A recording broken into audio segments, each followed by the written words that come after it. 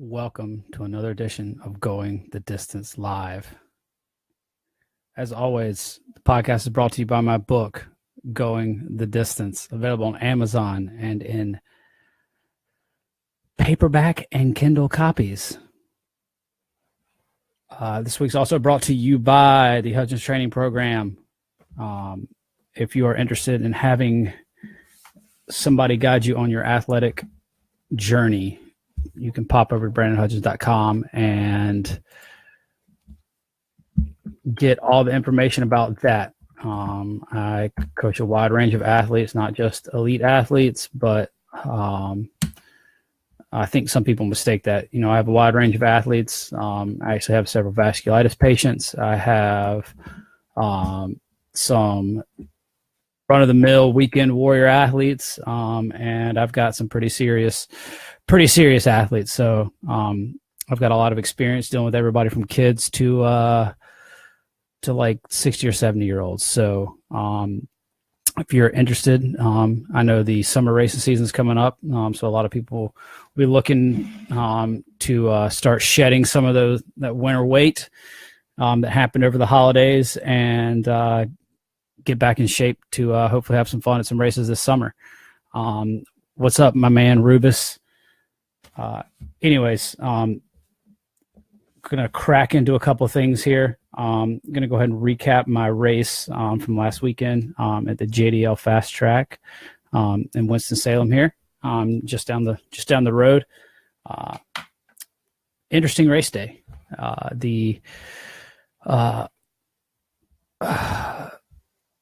What's the best way to put this nicely? The meet was run a little weird. We got there. I normally try to get there to give people a little insight of what happens on race day for a lot of athletes. You spend most of the day just kind of chilling, not try to spend any energy. Do some shakeouts, eat some good food that will handle your stomach will handle well.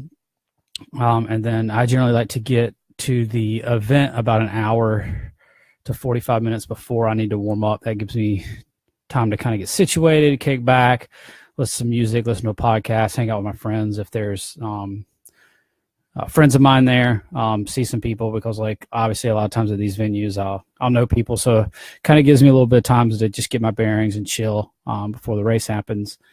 Well, last week there's a check-in procedure that happens at all these meets, and we went to check in, and they informed us that they were way ahead of schedule, which was kind of shocking. So my warm-up got cut really short, and then we came back from it, and they told us they weren't ahead of schedule, they were on time.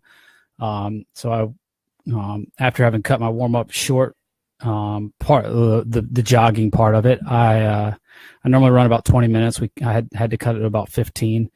So I come back, and they had, then somebody else told me that they were another one of the officials, not just some random person. Another official told me that they weren't running ahead of schedule. And of course, there's kind of sometimes a way to tell it, sometimes there's a way to not, kind of depending on where they're at in the middle of a race. So I literally then kind of went back for a few more minutes, jog, stopped at the bathroom, got back in the facility, and they were screaming at all of us to get in line to go head to the starting line. So I half did some drills on the way over to the starting line, and pulling all my clothes off, because it was still kind of cool outside where I'd been warming up. So had a bunch of layers on. I didn't have my racing singlet on. I didn't have my racing spikes on. I pulled my tights off so fast my shorts came down. So some people got a show over there in the warm-up area, which was I should have charged for, honestly. So we get rushed over to the starting line and get our instructions, and away we go. So our race went off about 15 or 20 minutes ahead of schedule, as that first lady had said. So it freaked a lot of people out. Normally, especially college athletes, that this happens a lot in high school. It doesn't happen so much in college, and especially in professional athletics. Now, things might get behind, but generally things don't get moved up.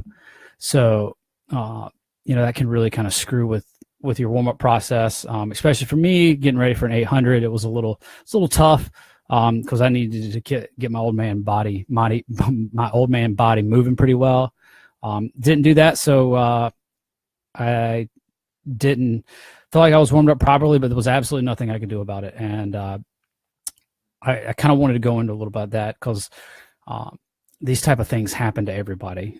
Things happen on the way to races. Things happen, on race day that kind of end up out of your hands. And if you're not prepared to deal with it, then you can really kind of hurt yourself in the race.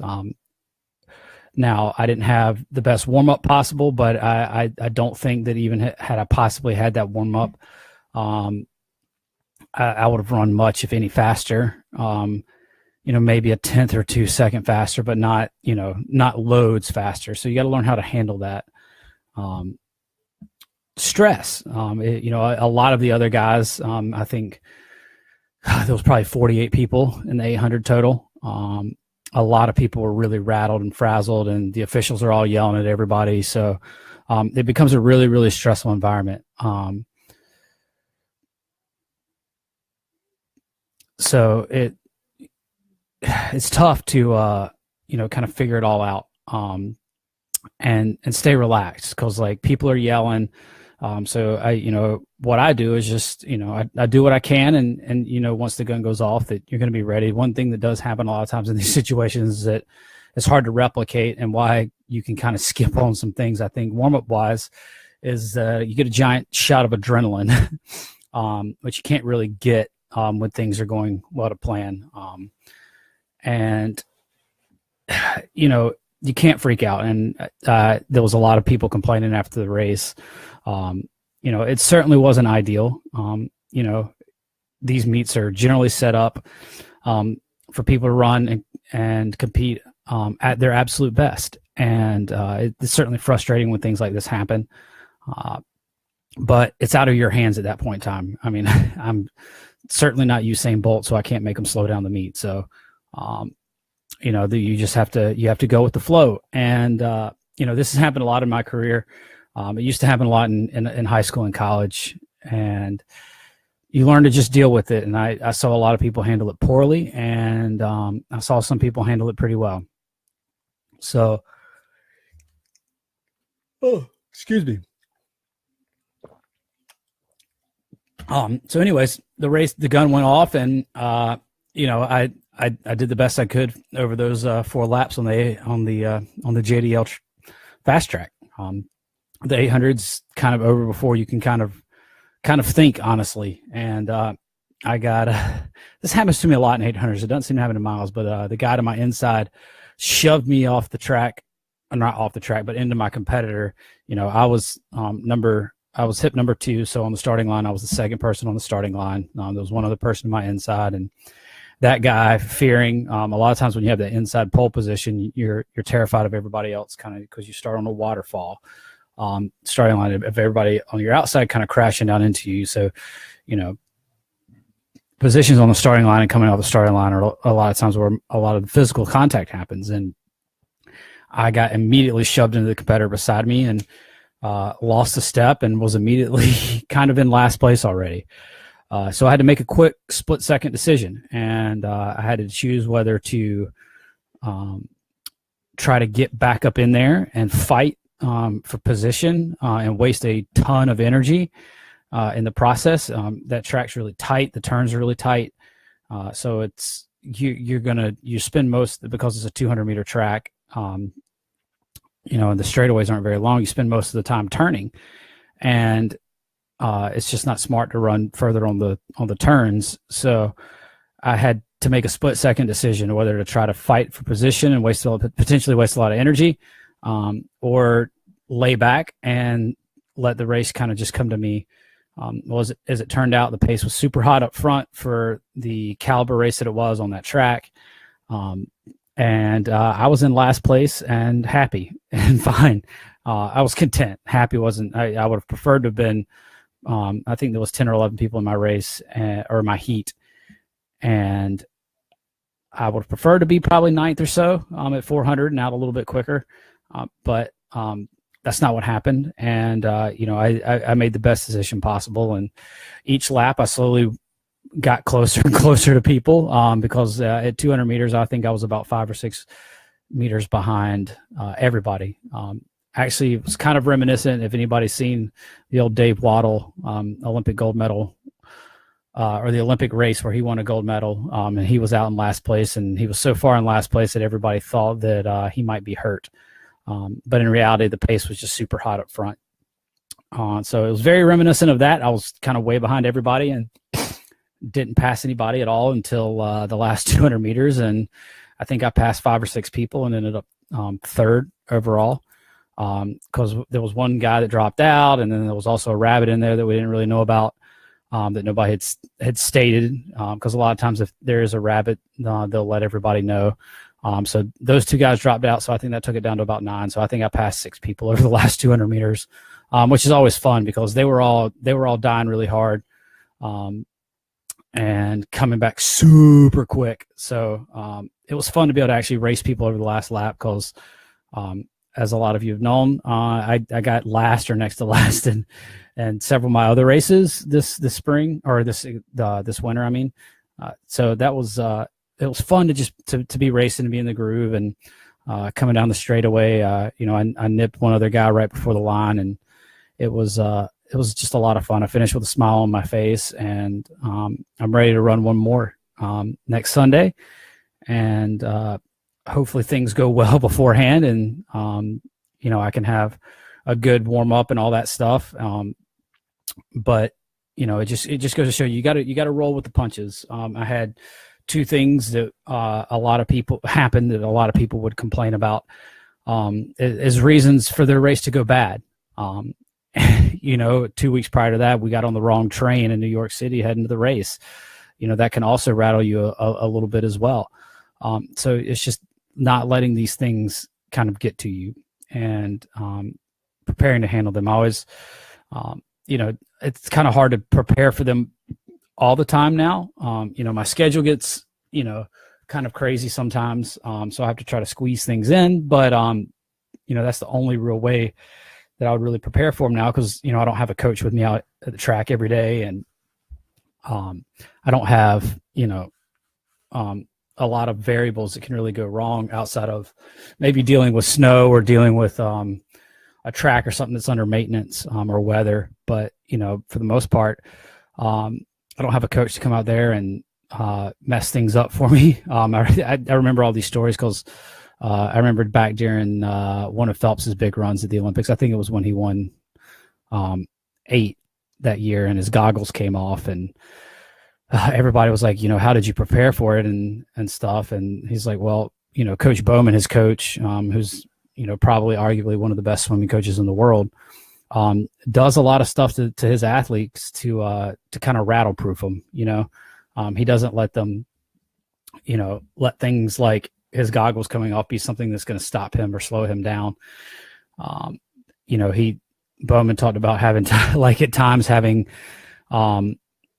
like the limo or the driver that was supposed to pick Phelps up to go to the meet, have those people be late so that Michael might start stressing out, or he would step on his goggles and break his goggles sometimes right before a smaller meet or in practice, so that he would have to deal with that, or take stuff out of his bag that he was used to having so that he wasn't reliant on anything except, his ability and his fitness in the pool. And the same thing happens with, in track and field. As long as you got your shoes on your feet that are your racing shoes, and not your big trainers, and you got shorts on, you can pretty much overcome about anything else.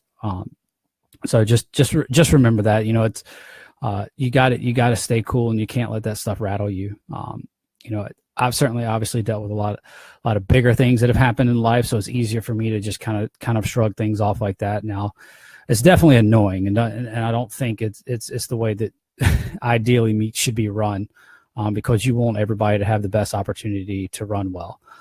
But with that said, things are going to happen. You might not be able to find a porta-john or a toilet right on time, and you just gotta wing it.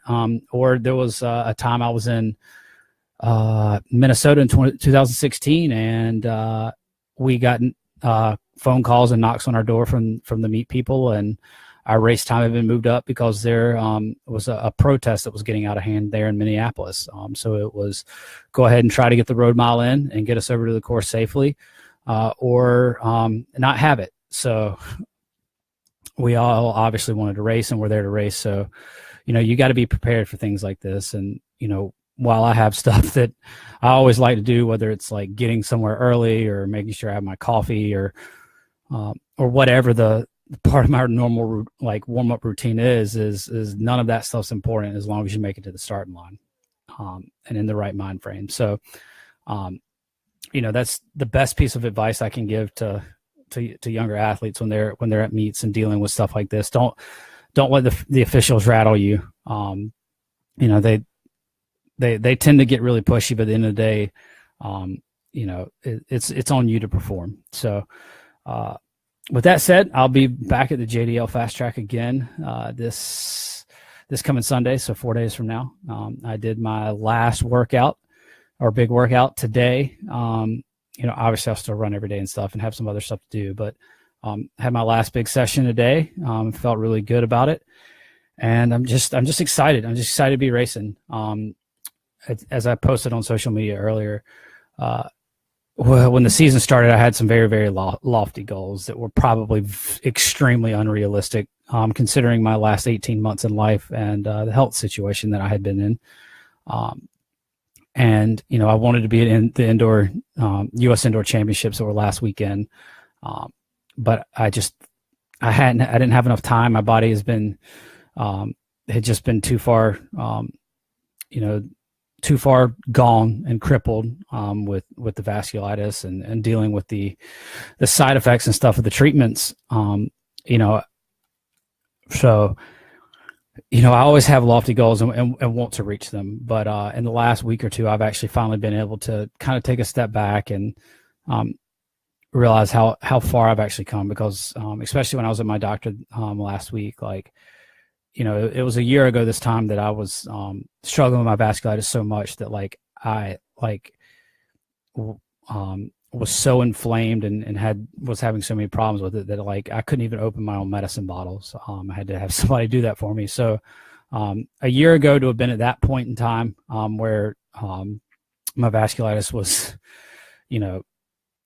starting to shut down my organs and, wrecking my hearing, wrecking my sinuses, and just causing a lot of discomfort and pain, to be there now is and see where I've kind of come over the last 6 or 8 weeks. It is actually kind of remarkable. And I don't normally admit that because I normally have very lofty goals. I wanted to see if I could get in sub 4 minute mile shape in about 6 weeks, which under normal circumstances with my regular health might technically have been possible had I not missed 18 months before that and been through 2 rounds of Rituxan treatments and everything. So normal fit stupid brain, it probably could have done that and cross-trained his way or something. But when your body's been that far kind of gone, it's just tough. It's a lot tougher than I imagined it would be. But we're here. I'm healthy, and I'm excited to run one more race and see that, my indoor racing season will have been 5 weeks long, and see if I can't knock about, 3 seconds off total from where I opened up. I ran my first race on January 20th, and I'll run my last one on February 25th. So I ran 155 in the 800 that day, and it hurt real bad. I ran 153 this time, about 1.5 seconds faster, and it didn't hurt near as bad. And I was able to run a little bit quicker. And I think the same thing's going to happen this weekend. So I'm really, really excited about that. But I saw we had a couple of comments. Said Alethea. I think I got that right. I'm sorry. We're always invited to this, but this is the first time we've been to watch. We'll welcome. We cover a lot of topics. If you've got any questions, certainly go ahead and feel free to pop them up. I'll try to get to everything when I can after a brief little session of me just running my mouth for the fun of it. But anyways, so I was going to kind of talk a little bit about this idea that I had recently about like courage, because I, you know, as I said just a minute ago, I'm finally, and part of this might be age and me being 31 years old now and not a knucklehead 18-year-old or 22-year-old or 26-year-old. You know, I feel like I'm finally carving a niche out for myself and the running community and the vasculitis world, and kind of what I stand for. And maybe that's part of it, but I used to think of like courage in races and being mentally strong in races as making heroic moves to the finish line, or being the one that broke races wide open, or whatever. And I've really come to the conclusion over the last couple of weeks that it takes a lot more courage to stand on the starting line with not at your best, but still demanding the best out of your body. And that's something that's, you know, it's been a big shot to my ego, and I think that's good, in a good way. And you know, because you have to have some sort of sense of ego to get on a track and do this sport for a career, kind of, because it's a very selfish thing, and it's a very selfish endeavor. But to really succeed, you have to be selfish and have to have the mindset that you can beat anybody, or that you can be one of the best. Otherwise, you know, you're more than likely going to fail. And I used to think that those people, especially the people up front, were the ones that were oftentimes the most courageous and the most bold. But it really took me standing on the track this year, not knowing what my body was capable of under the given circumstances, but being willing to go out there and basically get my head beat in anyway. I'm slowly starting to kind of realize some of the things that I'm capable of beyond just a number and a time on the track. And you know, my goal, as I've said a lot of times, is always to inspire everybody with what I'm doing, inspire people to chase their dreams. You know, that's why I wrote the book. That's why I post all these pictures of me shirtless on social media, or whatever it is. You know, it's to inspire people to get out there and do things they love, because it's going to make you a happier person when you get to do something that you love so much every single day. And the body can do really, really amazing things when you put your mind to it. And it was incredibly humbling this year to go out there and get my head beat in again, and just trounced. I mean, just not even close in those mile races with my peers on the track that I know I'll be very close to beating again this summer. But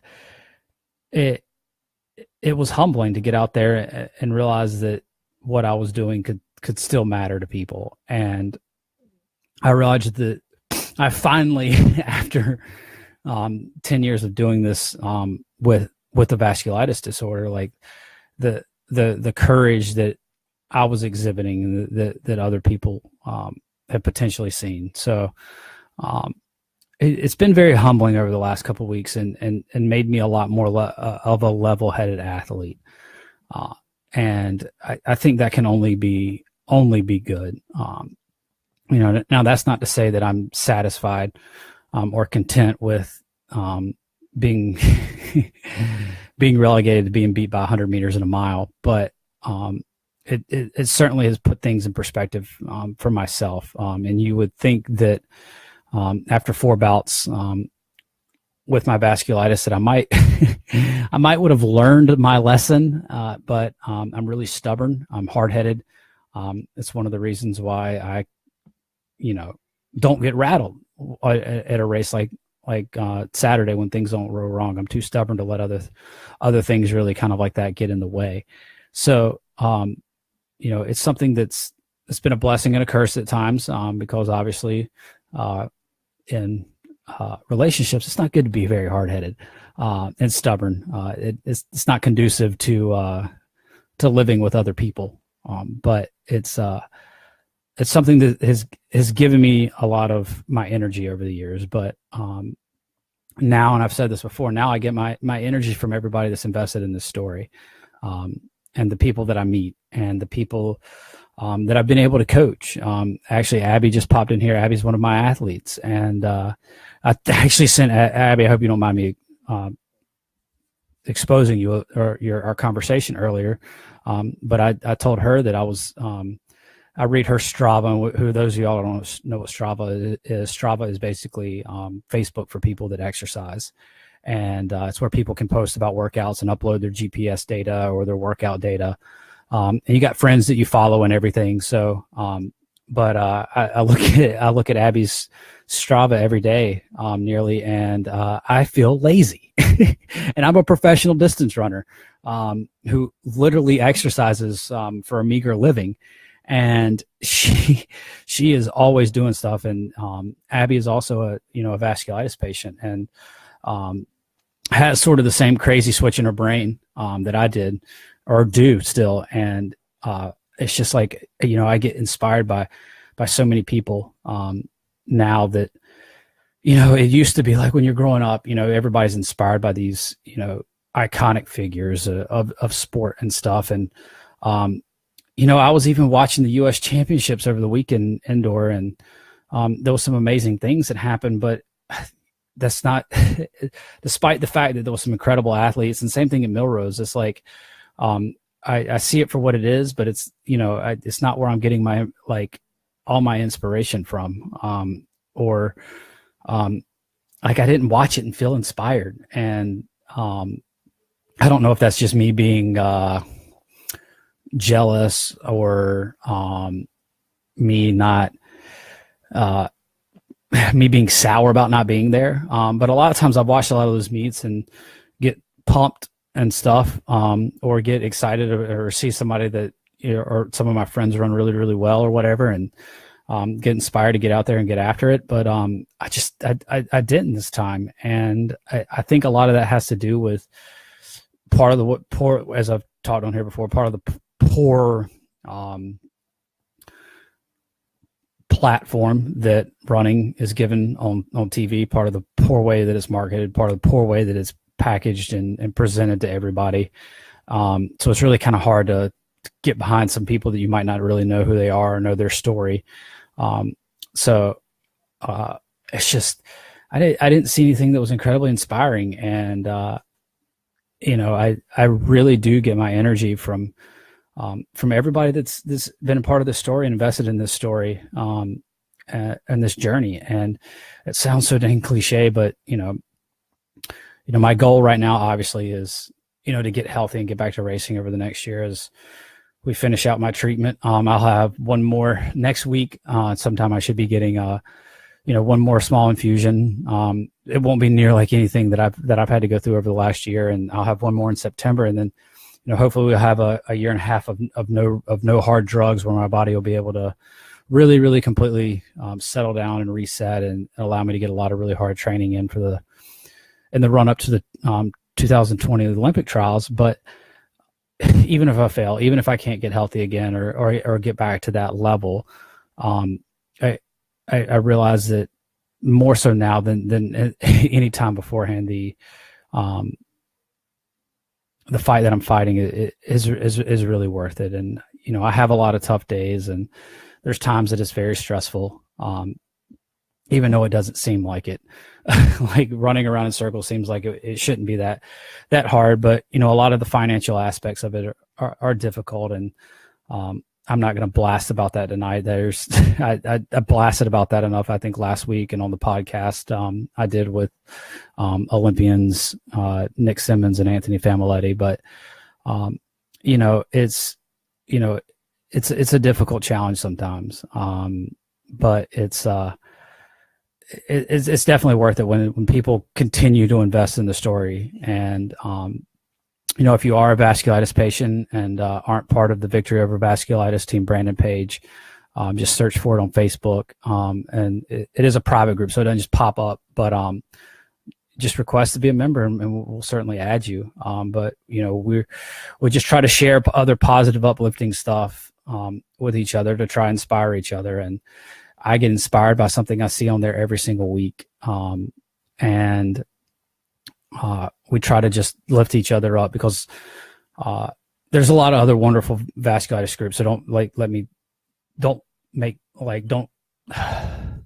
confuse me with saying that there's bad things about those groups. But a lot of them have turned into a lot of things where people talk about a lot of things that are going wrong, and it can really be burdensome to read them, but they're also necessary because there's a lot of information that's shared across those platforms that is very vital to people that don't have access to the doctors and care that some of us have had the access to. So this is so important for that. And those are needed. But at the same time, a lot of those groups, they can just, it's you're seeing a lot of the worst of the worst. But it's just, the Victory Over Vasculitis campaign is just that we have, or the group that we have on Facebook is really just about inspiring and lifting each other up. And, whether that be fitness related activities, or whether that be, accomplishing a goal that you set out to do, whether that, it sounds dumb, but like read a certain number of books, or, for some people, that really, really have problems with their vasculitis, getting out and walking around the block is a victory, or just going to the grocery store, by themselves, or making their home dinner that night. There's so many different levels of what, a victory is for people. Getting out of bed and just, moving from the couch to the bed some days when you're really, really, really bad, moving from the bed to the couch, is literally a victory. And, I've certainly been at that point. A lot of other vasculitis patients have been at that point, or still at that point. A lot of people, unfortunately, do struggle to ever get away from that point. So I just try to inspire people to, not let that get them down, and find, find those small victories, because that's going to make you a lot happier, and really embrace a community, because while social media and Facebook and a lot of these things have really been drug, and rightfully so to a degree, like drug through the ringer in the media recently, there is a whole community out there that does use these platforms for a lot of good. And I think about our Facebook group. I think about the conversations that I have with people every week on them, and healthy discussions can happen, uplifting discussions can happen, and you never know when that might help somebody in a dark time, or help somebody through a really tough time. And too much social media is obviously a bad thing, and we've all been guilty of thumbing through it late at night when it's not when we should be sleeping, or doing something else. But there's some really good things out there that these platforms have allowed, and I really encourage everybody to embrace some of those things, because I think we could all lean on the communities that support us a little bit more right now with everything that's going on, because that's how we're going to make real improvements to everything. Not to speak to a larger topic, but it really is, getting involved in your neighborhood. Just, if it's just talking to your neighbor, and spending a few minutes in the morning or the afternoon before you rush out the door, or on a Saturday afternoon when you're, bebopping around, just, embracing those little things and talking to people at the stores, and, just kind of getting embedded in your communities, and not shutting off. I'm guilty of it. I'm the weirdo half the time that walks into the grocery store with his sunglasses on, so nobody will talk to him.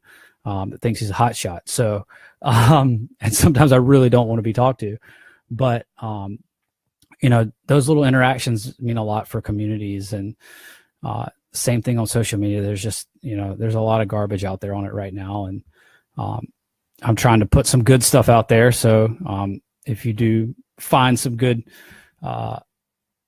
inspiration in this, it'd be great. The more that we can spread this around, and the more that everybody can participate in good, positive community building, I think the better off everybody's going to be. And we'll all inspire each other, because that's, I think, what we've all lost a little bit of. And we all really, and a lot of it's because I'm a people a lot of it's because I'm a people person, but I really do. I get a lot of my energy from other people, and other people's involvement and stuff, and being around big groups of people and helping people out. That's why, I really love working with athletes, and yes, athletes like Abby that get out there and get after it every single day. And you have to kind of force sometimes to maybe take a break. The puzzle pieces that are tough to put together sometimes are the exciting ones too. Challenge yourself and get involved in these communities. And, I know I've said, I think I talked on one of the earlier podcasts about challenging yourself and how much, that can mean in your life, and, challenge yourself to make a change, or recognizing something that you could be better at. That all that small stuff, man, I think it just really goes a long way. And I think a lot of it's not being talked enough about right now. So I've noticed there's a couple other comments over here. Mary Francis, yeah, I went, I had Rituxan for the first time in 2013 and was able to go 4 years without it myself. So now, obviously, I got really, really bad last year, and part of that was my own stupid fault for waiting to go to the doctor once I was kind of exhibiting some early signs. But like so many of us, we're hard-headed, and like I just said, we're hard-headed, and I didn't want to admit what was going wrong, and then ended up very, very sick. And then on top of that, then I had all sorts of insurance problems, and with me being in a different state than my doctor, some problems with not just my insurance, but the place that I needed to get my drugs and my infusions. So it ended up taking almost an extra month after I saw my doctor to get those infusions. So I was really far gone before I finally got help last year. And, the first set just didn't really take well. And the second set finally did. And since then I've felt better and better literally every week. Which sucks that I got to kind of go in for a little tune up next week or the week after that. But, when you've had 4, when you feel bad, 1 is kind of nothing. So I don't want to say it's not nothing, but, with what we've all dealt with, it's not nothing. And Abby, we are very lucky. Those of us that have been able to find sport again, or the ability to do what they love, whether it's go skiing or play rec league basketball, or one of the guys in our Victory Over Vasculitis group is going for his black belt tomorrow, which I'll tell a really funny, embarrassing story here to kind of start to wrap this up, and something it's, I guess, related to this karate story that I just thought about. But when I was 12 years old, I went to FCA camp with, I can't remember what group I was with, but I went to FCA camp, and I was going into my freshman year of high school. I wasn't even in high school yet. It was supposed to be for a high school camp only, so I was the youngest person there. I don't remember how we snuck me in or whatever, but anyway, so I go to this camp for a week, somewhere down in Georgia. And they had a bunch of different activities and everything for us all week. And they had a martial arts group come and demonstrate for us, which was really cool. Like, I've always loved martial arts. I'm a huge Bruce Lee fan. In fact, a lot of the a lot of the philosophies that I've sort of adopted about the way to kind of fix your mind in a lot of troubling times is actually kind of come from stuff that I read about Bruce Lee years ago, and I stumbled upon later in life, having kind of forgotten that I knew that stuff. But I've always been enamored with martial arts and fighting and stuff. It's just something that I've never really gotten into myself, unfortunately. But after the demonstration, they brought some extra boards up and picked some volunteers in the crowd to come up on stage and get the opportunity to break a board in front of the entire camp of, I don't know, at least 200 or 300 kids. Well, for some dumb reason, I thought I could do it. And I raised my hand, and I think it's the only time in life probably that I've actually ever been picked out of a giant crowd when I raised my hand. So I went up there on stage as a 95-pound to 90-pound soaking wet young distance runner that pretty much had zero muscle mass on him amongst all these other grown high school boys, basically. And we stood up there and went right down the line, and all these other guys were breaking the boards, and I didn't break the board, and I didn't break the board, and I didn't break the board. And I slowly got, of course, more and more embarrassed, more and more red. And of course, everybody was laughing. It was pretty humiliating and traumatizing for a 12-year-old or 13-year-old, however old you are when you go into ninth grade. But yeah, it was just so terrifying. And of course, in the back of my head, me being the Bruce Lee fan I am too, I'm just hearing boards don't hit back, bullets don't hit back. But I stood on that stage at 95 pounds and proceeded to not ever break the board. And the entire camp laughed at me, and it was pretty much everywhere I went, because I was also kind of the smallest kid there. I kind of stood out. Despite me, even I think I was lying about how old I was all the time. I was like, oh yeah, I'm 15. Like, of course I looked that old at that size. But anyways, so I got thoroughly embarrassed up there on stage. The karate instructors allowed me to take the board home and practice. I think later that summer, I finally did break it with my dad in the backyard. I don't know whether I actually broke it myself or he assisted with smashing it to pieces with his jumbo hands. But one way or the other, I did finally break that board, and it probably terrified me from ever doing karate ever again. Although I think I might try to do some of that stuff when I get done running later in life. But yeah, it was incredibly humiliating, and a story that I thought about is I was actually looking over that Victory Over Vasculitis group, and one of the guys in there is going for his black belt, and I just thought about my embarrassment, and I might not still be able to break one at 31. These jumbo arms of mine. So I would probably still get embarrassed in front of a bunch of high schoolers, which is always great. But yeah, it was fun. I think I did win. They had like some kind of big activity race, a big activity kind of field day-ish type thing the last day, and there was a running portion of it, and I obviously slayed. So I made it for it on the last day, but it was probably a little bit too late at that point in time. The embarrassment was done, and there's probably 300 kids somewhere that tell the story of the kid at camp that couldn't break the board. So I guess it's a good story for them. But anyways, I'll wrap it up with that. Sometimes getting embarrassed is a good thing. A little public humiliation, can go a long way in teaching a lesson. So